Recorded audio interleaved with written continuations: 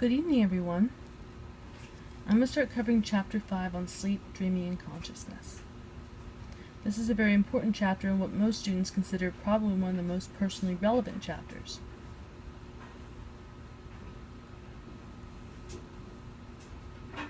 First thing we need to talk about is what is sleep. Sleep is a lessened state of consciousness that we use to rest and recharge. Now, sleep runs on a biological rhythm, which is a natural variation in biological functions, hormonal activity, temperature, and sleep that typically cycle every 24 to 25 hours. So, were I to lock you in a room, or a cave, or whatever, your body would naturally react to a 24-hour cycle in the absence of light. And these are called circadian rhythms. Now, circadian rhythms are controlled by the suprachiasmatic nucleus located on the hypothalamus. The hypothalamus is responsible for maintaining your body's internal regulatory system. In other words, when you're too hot, it makes you sweat. When you're too cold, it makes you shiver. It's also responsible for regulating how much sleep you need. This exerts the main control over biological rhythms, which is the biological clock. I mentioned before that sleep is a natural, periodically occurring state of rest characterized by reduced activity, lessened responsiveness to stimuli, and distinctive patterns of brain activity. REM sleep is a state of sleep characterized by rapid eye movements and often associated with dreaming. REM sleep is essential. Now, throughout your sleep cycle, you will experience about 5 stages of sleep, stage 1 through 4, and REM sleep. REM sleep is a state of sleep characterized by rapid eye movements and often associated with dreaming. So, you can dream at any stage of sleep, but you're more likely to dream during REM sleep, and you're more likely to have the most vivid dreams during REM sleep. Now, in REM sleep is states of sleep during which rapid eye movements typically do not occur. Now, when you sleep, your brain waves change. The brain activity changes, so your brain waves change. Now, when you hit to REM sleep, the brain waves look like you're kind of awake and alert, but in reality, your eyes are moving rapidly, your muscles are offline, and this is the stage of sleep when your body experiences the full restorative effects of sleep. REM sleep is essential. REM sleep is essential. So dreaming occurs far less frequently during NREM sleep than during REM sleep. So you can dream at any stage of sleep. I can dream when I'm awake. But in truth, you're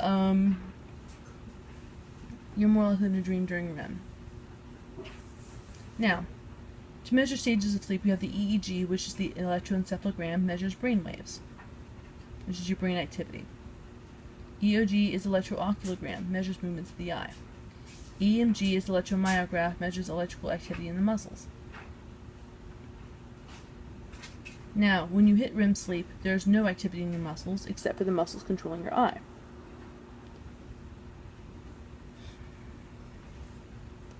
So that's one of the things that EMG would show, and the EOG would show. That's one of the main reasons you know you're in REM. Now, when you're awake and alert, the EEG reveals low amplitude, high frequency waves called beta waves. When we are relaxed and drowsy just before falling asleep, our brainwaves show an alpha rhythm of higher amplitude and slower frequency.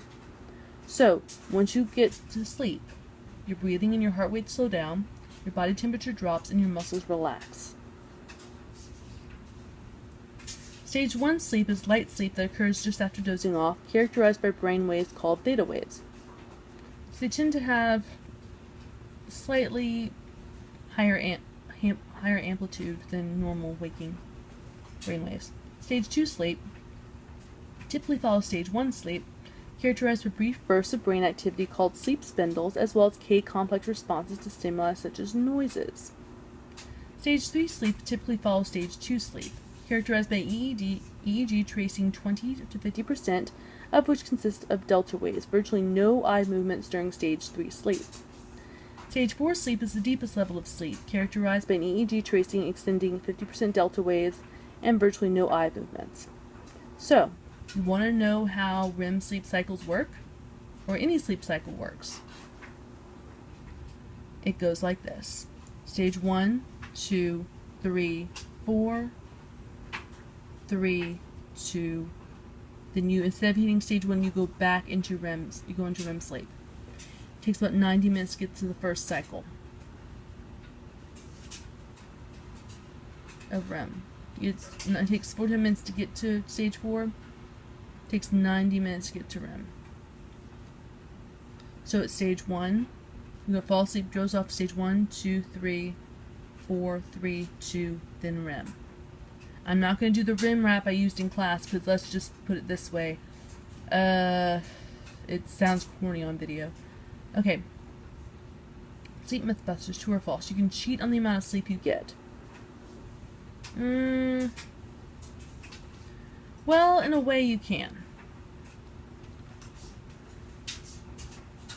So in a way you can cheat on the amount of sleep you get, but your body will always try to take it back. Sleep, what most people don't understand, is sacred. If your body doesn't get a chance to rest, your body will break down. And yes, you can die from lack of sleep. The older you get, the fewer hours of sleep you need. That is very true. During sleep, your brain rests. Well, that's kind of yes or no. When you're sleeping, your brain is offline. Your brain still works. What it's doing is it's repairing itself. It's repairing itself. You're restoring depleted neurotransmitters. Neurotransmitters are how your brain cells communicate. Without them, you're probably not going to function very well.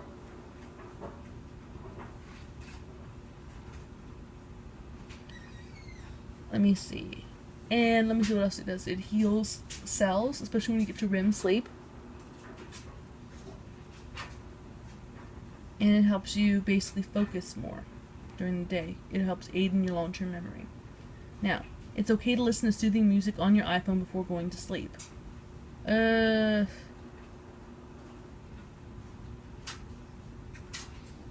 would if you kept the iPhone away from your face.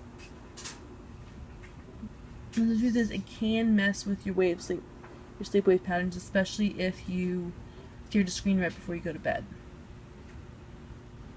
Now, me, I love ASMR. I love listening to that stuff, but if I do, I try to keep the screen away from my face, and I try to use that to fall asleep. Now, yes, lack of sleep does affect hormonal disorders such as diabetes and depression. If you do not sleep, you're more likely to feel the symptoms of your diabetes or depression, and it's probably going to get worse. It does affect people who have ADHD too.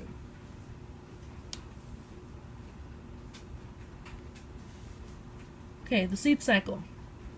It takes roughly 45 minutes to reach stage 4. This is true. It takes 90 minutes, however, to reach REM sleep.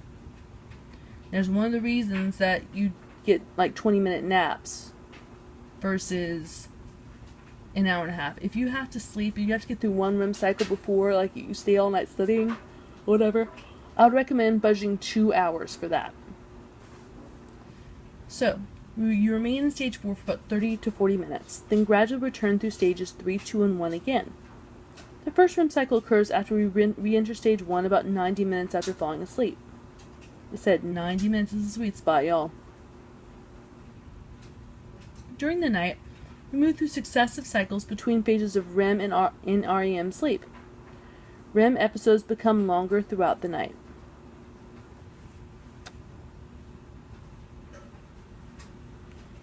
So, changes in sleep patterns with age. Yes, when you're newborn, you need about 16 hours of sleep. Why? Because your body is repairing itself. You spend about 50% of time in REM sleep. Adults in their 20s sleep 8 hours with 20% in REM sleep. So there's a further decline in sleep and percent spent time in REM during middle age. Between the ages of 16 and 70, you spend about 6 hours of sleep, with 15% spent in REM sleep. Now, stage 4 is the deepest level of sleep.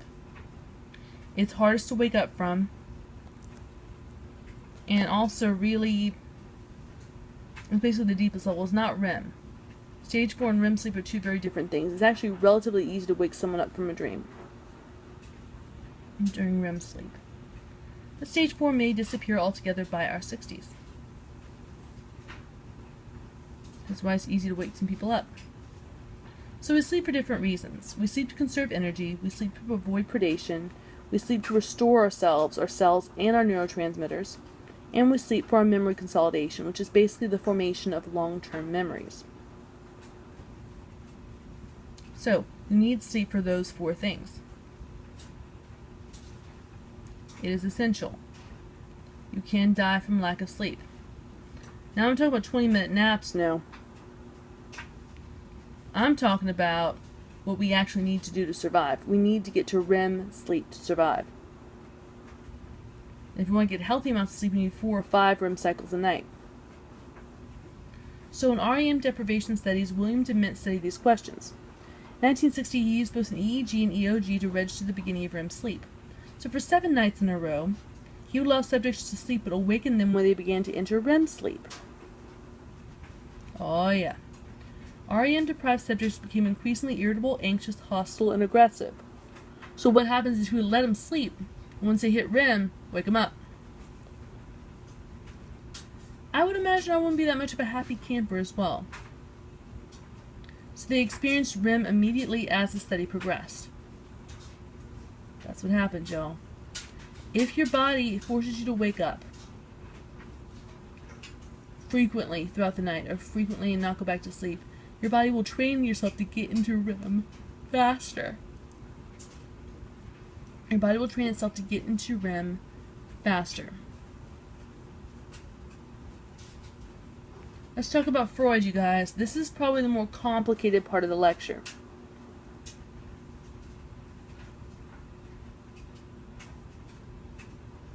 Okay, according to Freud, symbolic processes that represent wishes or desires that become fulfilled by the dream code or the content of the dream.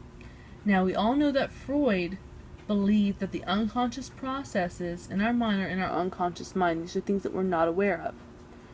Freud argued that that's where our dreams come from. Our unconscious protects us by using symbolic representations of our deep-seated wishes. Now, what's actually in the unconscious mind? A lot of things that we're afraid to acknowledge as people. Could be memories of our childhood, could be our feelings about our parents or siblings. But Freud believed that in our dreams, these unconscious things manifest itself in what's known as manifest content. This is actually the plot of the dream. In psychoanalytic theory, this is the disguised version of the latent content of the true meaning of dreams. So I'm experiencing manifest content. It could be the nut bar dream of me being chased through Walmart by a T-Rex.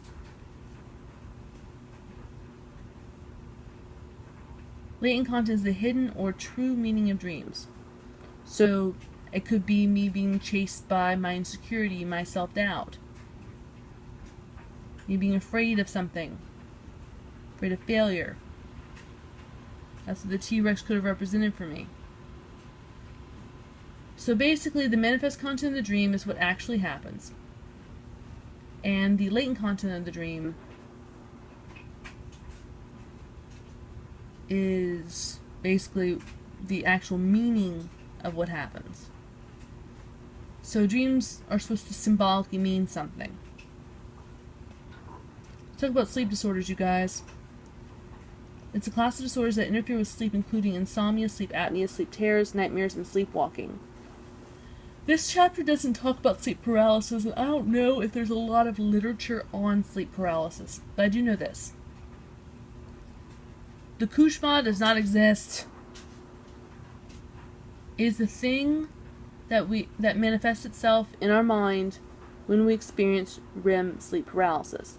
Now, when you experience REM sleep paralysis, you are lying in bed, you're in REM sleep, but your eyes are open, and you can't move. Some people report seeing some sort of demon-like creature above their heads, and they call that the Kushma. Y'all, it's a folk legend. It is a superstition. It's nothing to do with how you behave or how you act. It has to do a lot with anxiety, probably. So if you have sleep paralysis, I would recommend seeing a doctor. I would recommend looking into different diets. I recommend maybe even taking medication for anxiety. But don't think it's something out to punish you, because that's not the fact. Sorry, but I tend to get a little on the ball about this, because a lot of people don't like talking about it, or don't really believe that that's a myth. Let's talk about insomnia. Now, serotonin is a neurotransmitter in the brain that is responsible for your sleep-wake cycle and responsible for mood, which is why many people who are depressed people who experience depression, like as a disorder, have a lack of serotonin in their brains. Now, depression is often comorbid with insomnia. This is an inability to fall asleep or to stay asleep.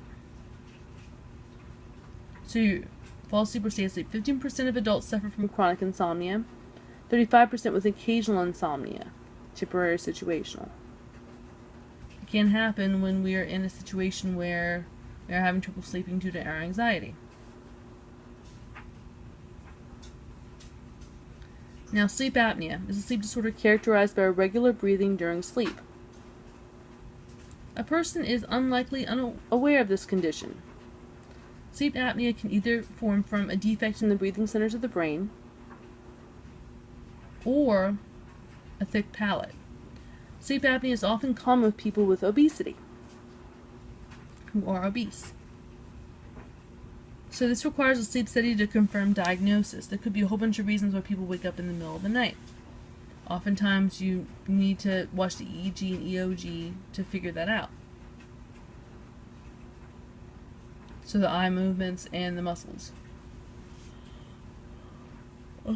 Muscles and brain waves. I apologize. So oftentimes you have a CPAP, which is the treatment of choice. Sleep apnea can be very dangerous, so please, if you think you have it, check into it. Narcolepsy. This is a sleep disorder characterized by falling asleep suddenly and uncontrollably. It involves immediate onset of REM sleep and can endanger a person's life. Now, nightmares are different from sleep terrors. I know it's kind of an odd segue there. Nightmares are bad dreams that occur during REM sleep. That's it. Nightmare you have during REM sleep, you wake up like, oh my god, I had a bad dream. On the other hand, if you have a sleep terror, this is when you awake from stage 4 sleep in a panic, typically with no recollection of a bad dream. So you wake up in a panic or a cold sweat, but you don't remember what dream you had. This occurs in stage 3 or 4 in REM sleep.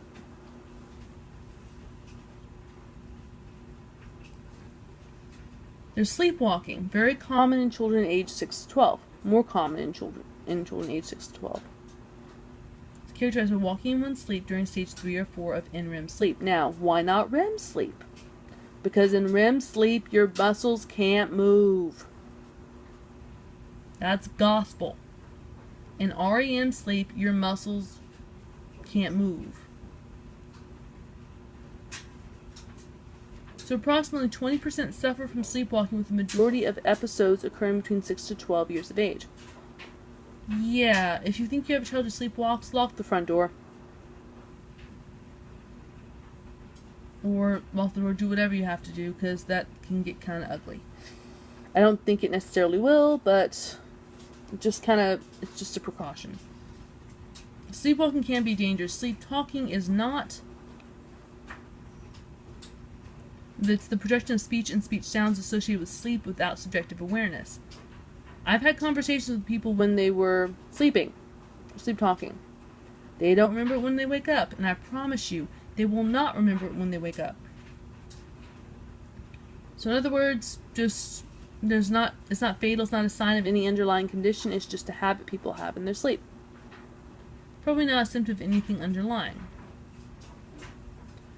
Talk about hypnosis. Hypnosis is considered some mystical, great thing.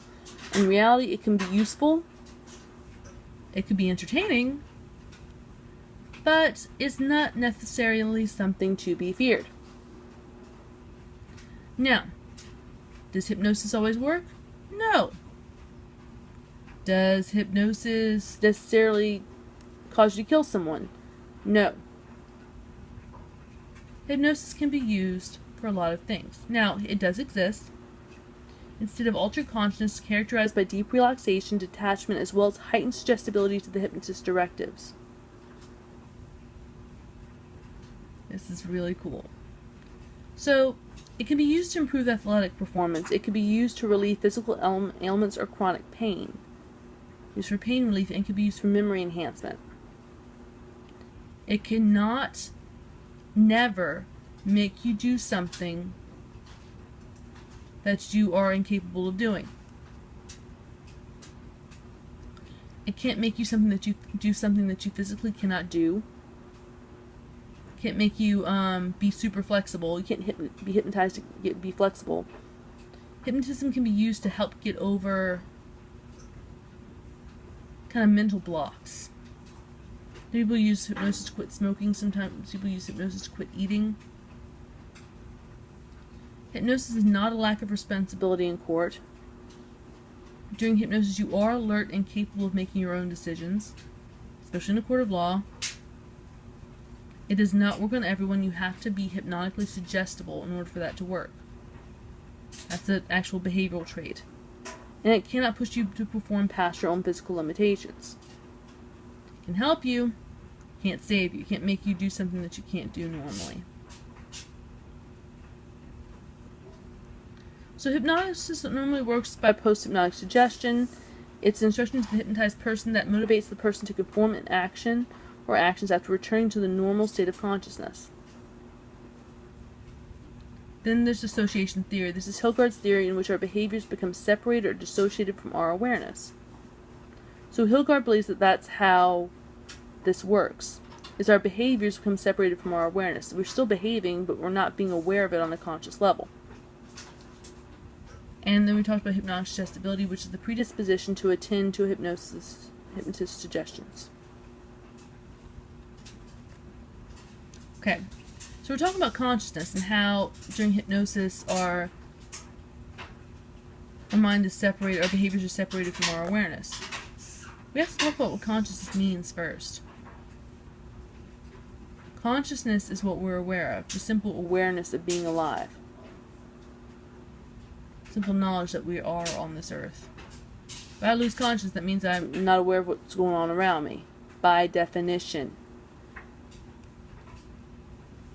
Now, this can easily get political, but I'm going to save the trouble here. I really think that when it comes to hypnosis and consciousness, consciousness is essential. If you want to talk about consciousness, you have to talk about the biological root of it. The biological root of consciousness is often in the cerebral cortex, mostly in the parietal lobe. Now, we have, as you know, a motor cortex and a sensory cortex in the parietal lobe of the brain. Now, the parietal lobe of the brain is responsible for directing how we sense and how we move our muscles. Basically, it's essential for independent movement and coordinated movement. If the part of the brain that your consciousness destroys, if the part of the brain, like the mind, part of the brain, like the sensory motor cortex, the motor cortex in specific is responsible for controlling different parts of the body. So there's a different part of the motor cortex responsible for controlling different parts of the body, fingers, lips, face, whatever. Now, if that part is destroyed, you're probably unable to move that part of the body. If the sensory cortex is destroyed, you're probably unable to even be aware of that part of the body, which is something that we know as sensory neglect. There's a reason why people who have amputated limbs still feel things in their limbs. That's because the part of the brain that controls perception and motor functioning in that arm still works. So in reality, when you feel pain, You don't really feel it in the part of your brain that you burned or stubbed or whatever. You don't feel it in that part of the body. You feel it in your brain. Your brain is responsible for producing pain in that finger. Pretty cool, huh? So when part of the sensory cortex is destroyed, the part of the brain that controls that part of the body is imperceptible to that human being. Now, you know it exists. They can look down and see it. It's just, it's not part of coordinated movement. God, I love the brain. Okay, so one thing I need to make you aware of is that there's two sensory motor cortexes. You have two parietal lobes in the brain. One on the left side, one on the right side. Now, the majority of your body's motor and sensory functions work on a cross-hemisphere pathway. Now, if I burn or stub anything on my right hand, the pain will go into my left parietal lobe. I'll perceive that, I'll move my hand away. Now, the other end, something happens to my left hand, my right parietal lobe will feel it and move my hand away. Pretty cool, huh? That's a way to produce coordinated movement. Now, you have a corpus callosum in between the two halves of your brain, which is responsible for the two halves of your brain being able to communicate with each other. That's how we're able to move, catch balls, do whatever. The corpus callosum is essential. It's like a thin amount of neural fibers in between the two halves of the brain. So, we are who we are because we're conscious of it. We're conscious of what's going on around us because of our parietal lobes and our cerebral cortexi. I think it's cortexes. I'm going to pronounce that for now until I look up the actual way to pronounce that. Okay, guys. I'm going to end this video today. Have any questions, feel free to contact me. Thank you so much for your kind attention. I'll see you in class. Bye-bye.